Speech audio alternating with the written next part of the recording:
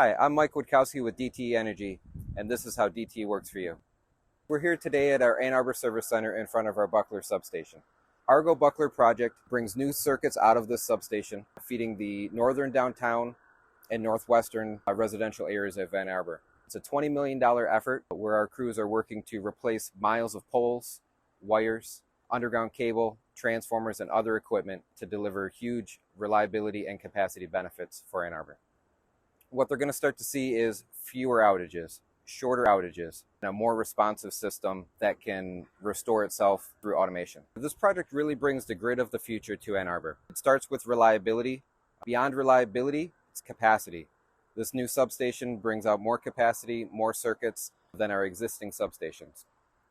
What this will allow us to do is continue to enable the growth in Ann Arbor, both in terms of new customers as well as electrification, electric vehicles, electric heat.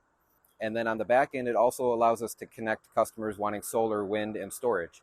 So that all feeds into the carbon neutrality goals of Ann Arbor in their 820 plan. We started work out here about a year ago.